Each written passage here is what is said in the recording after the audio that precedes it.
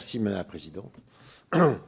Monsieur mon coprésident, Madame la rapporteure générale, chers collègues, chers directeurs et sous-directeurs, merci à vous que les directions des ministères soient là et même la direction d'URSSAF soit là. C'est important dans le sens, effectivement, cet après-midi, on va examiner effectivement le côté recettes de la sécurité sociale.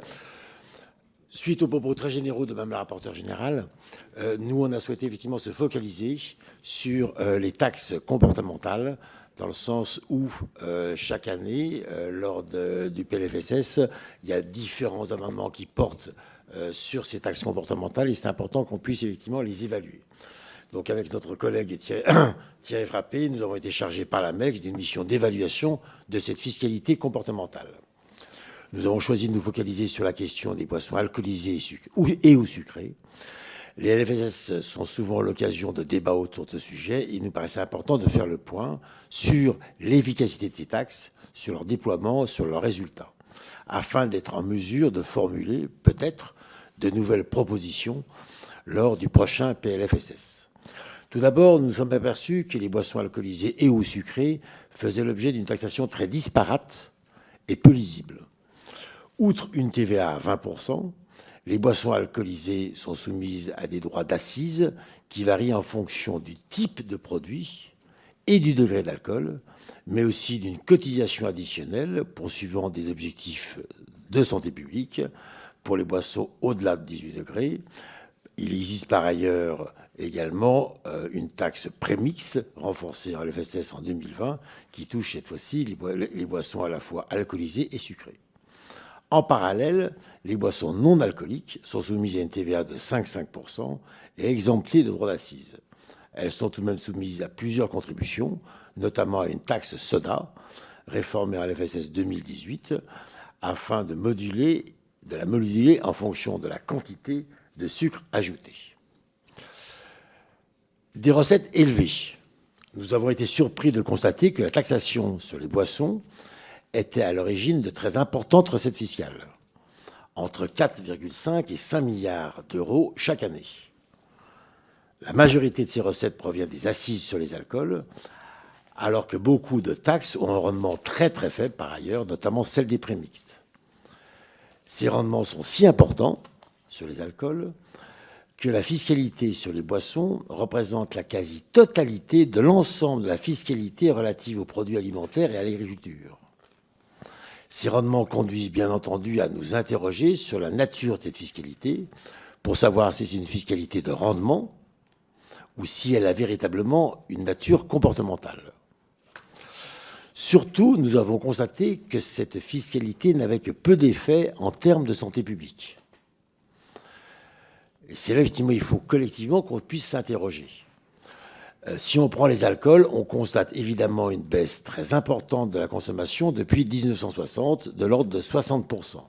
Cette diminution est liée en grande partie à la baisse de la consommation de vin. Or, cette baisse ne peut être imputée à la fiscalité dans la mesure où les prix des alcools ont très peu varié sur ces dernières décennies. En effet, les prix étaient en 2011 à peu près les mêmes qu'en 1990. Il apparaît donc que la fiscalité n'a très peu joué sur les prix pour orienter la consommation. Maintenant, je vais passer la parole à mon co-rapporteur par rapport à la taxe soda. Merci, Madame la Présidente, Madame la rapporteure générale, Monsieur le rapporteur général, Mesdames, Messieurs, chers collègues. Le résultat est effectivement assez identique pour la taxe soda, même s'il y a eu une réforme en 2018 qui a bien augmenté son taux et varié les taux de sucre également. On constate une augmentation continue de la proportion des boissons non alcoolisées sucrées dans la structure de consommation des ménages. La dernière étude conduite en France en 2023 sur la taxe soda montre qu'au total, la réforme a induit une baisse des apports en sucre provenant des boissons, mais de 30 grammes par ménage et par mois. Sur les 822 boissons qui ont été étudiées, la taxe n'a pas fait varier le contenu en sucre pour 90% d'entre elles. Les rares baisses qui ont été observées ont été très modestes. Au total, pour un soda à 100 grammes de sucre par litre, une canette de 33 centilitres voit son prix renchéri de seulement 5 centimes d'euros du fait de cette taxe. Alors, comment expliquer cette faible efficacité de la fiscalité sur les boissons en matière de santé?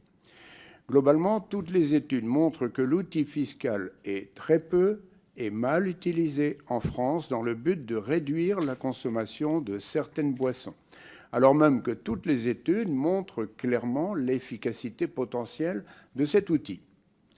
Concernant les alcools, la fiscalité semble d'abord trop légère et reflétant mal les habitudes de consommation, en particulier les vins, les rhums produits dans les départements d'outre-mer et les bières produites dans les petites brasseries.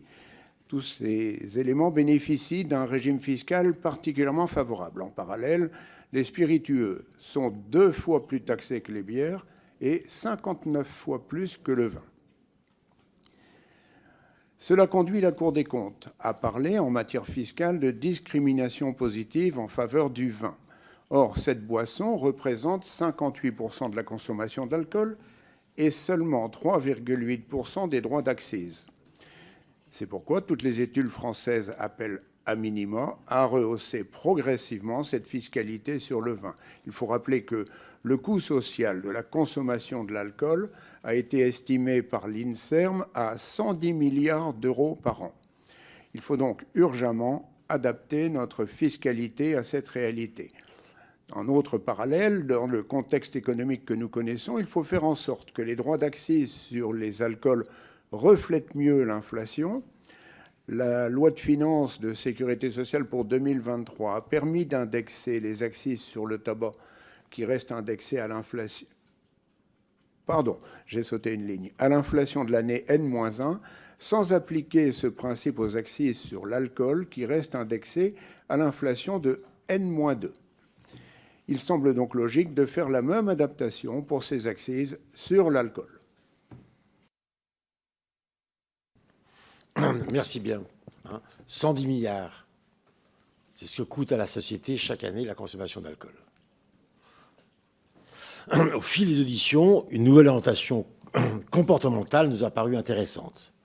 Concernant l'alcool, nous pensons que notre pays doit engager des réflexions sérieuses en vue de mettre en place un prix minimum. Il ne s'agit pas forcément de taxer, mais de mettre un prix minimum par rapport aux boissons alcoolisées. Pourquoi ? Parce que c'est un intérêt, effectivement, qu'on sait que un prix minimum a un effet sur nos comportements. Deuxième chose, le reproche est souvent fait des taxes d'augmenter les recettes de l'État. Ce reproche ne peut pas être fait au prix minimum. Et en même temps, il permet, en augmentant les marges des producteurs, surtout ceux indépendants, de conforter une filière économique importante dans certains de nos territoires. La politique du prix minimum est une recommandation unanime de l'OMS, de la Cour des comptes et du rapport remis récemment par la Mildeca. Jugée potentiellement compatible avec le droit européen, cette politique a un impact particulièrement fort en matière de santé publique et concentrée sur les consommateurs excessifs. C'est ceux, effectivement, qui coûtent cher à la société et à l'assurance maladie. Il s'agit d'imposer aux distributeurs un prix de vente plancher par unité d'alcool contenu dans une boisson. Cette politique a permis d'économiser 6 milliards, plus de 6 milliards en 10 ans au Canada, notamment grâce à des vies sauvées, en évitant beaucoup d'hospitalisations et en réduisant le chômage. Et je ne parle pas effectivement de tous les comportements sociaux, on parle beaucoup de violence, tout ça ne peut pas être chiffré. Donc une baisse estimée à 6 milliards au Canada. En Écosse, une deuxième étude en 2023 a montré que le prix minimum mis en œuvre depuis 2018, donc avec un effet assez rapide, entre 2018 et 2023, a permis de réduire de 13% le nombre de morts attribuables à la consommation d'alcool et de 4,1% le nombre d'hospitalisations, majoritairement chez les personnes les moins favorisées. Si nous mettons en place cette politique en France, nous pourrions constater une diminution de 15% des volumes achetés par les ménages, une augmentation au profit des producteurs indépendants, au détriment des industriels et des distributeurs, et donc une réduction de 22% de la mortalité par cancer attribuable à l'alcool. D'où notre question que je vous pose, mesdames et messieurs les directeurs. La nouvelle stratégie interministérielle 2023-2027 contre les conduites addictives indique clairement que cette politique du prix minimum a une meilleure efficacité que l'augmentation de la fiscalité. Quelles seraient donc les prochaines étapes prévues par le gouvernement pour déployer cette mesure? Je vous remercie. Merci. Nous terminerons maintenant par la taxe soda, dont les études montrent la faible efficacité en France. Le Royaume-Uni a mis en place une telle taxe. Elle a permis de faire chuter de 40% la proportion de boissons au-dessus du premier seuil, à savoir 5 grammes de sucre par millilitre. La baisse totale des apports en sucre serait estimée à 30 grammes par ménage et par semaine, soit un résultat 4 fois supérieur à la taxe française. Comment peut-on expliquer cette différence entre la France et le Royaume-Uni? Tout d'abord, la taxe britannique a des taux d'accise plus élevés et elle introduit des discontinuités brutales entre les différents paliers. Cela incite à rester en dessous des paliers et permet aux entreprises d'anticiper plus clairement les conséquences de reformulation. Enfin, la taxe britannique comporte au total 3 paliers contre 16 en France. Au total, la taxe française est trop peu dissuasive et trop complexe. D'où notre seconde question. Compte tenu de la faible efficacité en termes de santé publique, est-ce qu'il ne paraît pas nécessaire de réformer la taxe soda pour en réduire le nombre de paliers et en augmenter fortement les taux? Je vous remercie. Effectivement, la fiscalité est importante sur les boissons, même si, en termes, si on regarde juste le rendement, 5 milliards, c'est le tiers à peine ou à peu près des taxes sur le tabac. Donc on est effectivement sur des niveaux élevés. Et néanmoins, quand on les rapporte à d'autres taxations comportementales ou de taxations à visée de santé publique, ça reste des niveaux qui finalement sont inférieurs.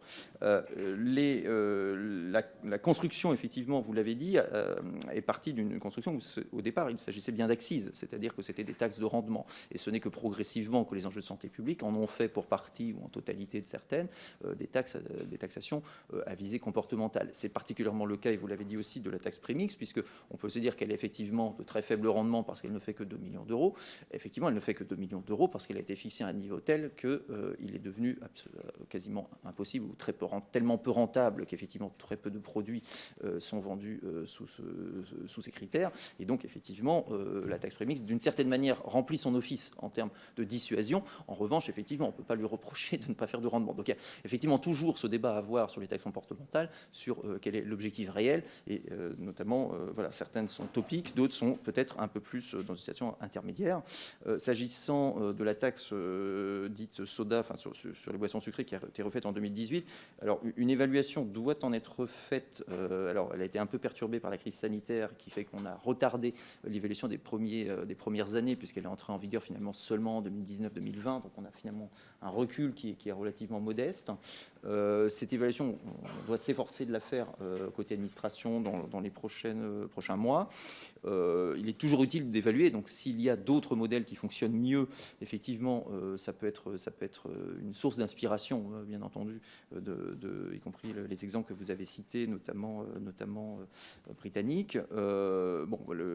Aujourd'hui, l'objectif était pour nous d'abord effectivement de l'évaluer avant de prendre éventuellement des options, de la faire évoluer, sachant qu'on a peu d'éléments de recul. Les premiers qu'on avait étaient plutôt concordants avec ce que vous avez cité, mais montraient quand même une forte incitation, parce qu'on avait doublé le barème, enfin doublé le niveau de taxation à peu près au niveau des sodas les plus répandus, on va dire.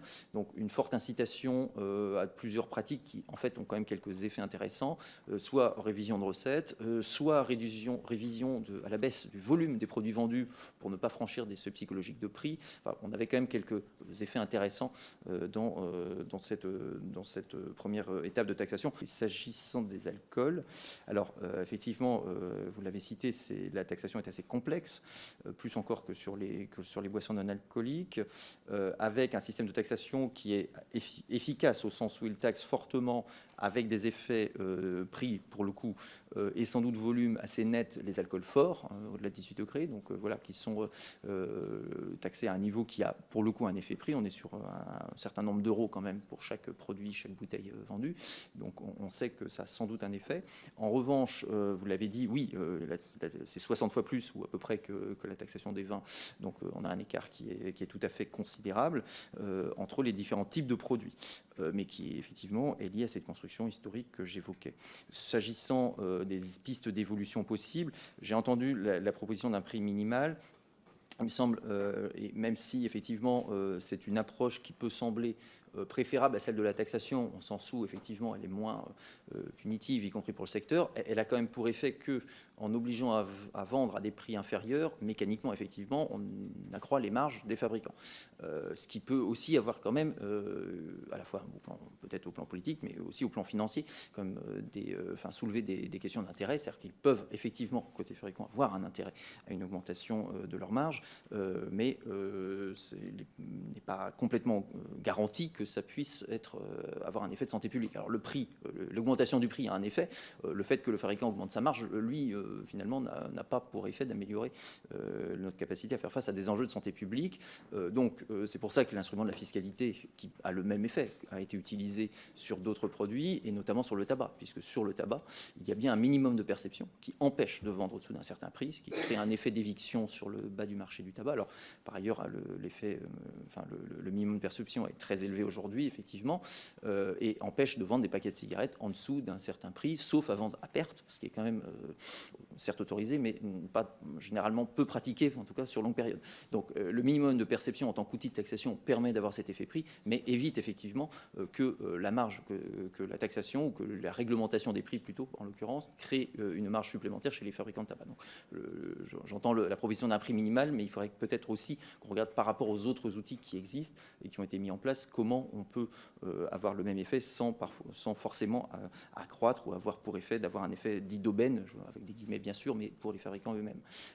Par ailleurs, on avait aussi, dans le même ordre d'idée, affecté une partie justement de la hausse de certains prélèvements, et notamment sur les boissons sucrées, à des fonds de prévention au départ, de lutte contre les addictions. Donc voilà, on peut trouver un moyen, je pense, de rendre cette fiscalité, dont je comprends également les difficultés de mise en place, bien sûr, mais un peu plus intéressante dans la politique de santé publique, pour les finances publiques, et sans effet économique dommageable sur le secteur. Côté de la direction du budget, nous assumons complètement le fait que une taxe comportementale doit avoir un rendement qui baisse, puisque à partir du moment où elle est assumée et présentée politiquement comme une taxe comportementale, le meilleur signe de son bon fonctionnement en termes de santé publique est en principe la baisse du rendement, soit parce que les producteurs, si on prend l'exemple des boissons sucrées, se sont adaptés dans la composition des produits et font des produits plus sains pour la santé, soit parce que les consommateurs sont dissuadés qu'il y a une élasticité au prix qui joue et que donc la consommation chute. Donc voilà, en principe, ça doit fonctionner dans ce sens, ce qui n'empêche pas évidemment que ça constitue malgré tout, et notamment lié à ce qui était des droits d'assises sur les alcools initialement, une part assez importante des recettes de la sécurité sociale malgré tout. Je rajouterais peut-être juste quelques éléments effectivement sur les gains en termes de santé publique, de l'introduction en fait de taxes comportementales. Et en fait, le meilleur exemple de l'action publique sur les prix pour inciter à adopter des comportements favorables à la santé, c'est tout simplement dans le champ du tabagisme, parce qu'en fait, introduire des taxes comportementales a un objectif double et qui est très assumé par le ministère de la Santé et par les autres ministères. Il s'agit, de prévenir l'entrée dans l'addiction, par exemple dans le tabagisme, et 2, si je reprends l'exemple du tabagisme, d'inciter ceux qui sont déjà fumeurs à sortir du tabagisme. Et donc la consommation de tabac est par exemple un marqueur important en plus d'inégalité de santé, et les personnes à faible revenu fument 2 fois plus que les personnes à revenus plus élevés. Donc l'introduction ou le fait de conforter ces taxes-là a un vrai effet en termes de santé publique. Et je rappellerai que le tabac entraîne plus de 75 000 décès par an, donc 200 personnes par jour. Concernant l'alcool, là, nous avons aussi des chiffres qui sont assez inquiétants en termes de santé publique, puisque là, nous arrivons à 112 décès par jour. Donc, c'est effectivement intéressant de se poser des questions sur comment renforcer encore cette fiscalité comportementale, en tout cas d'un point de vue de santé publique.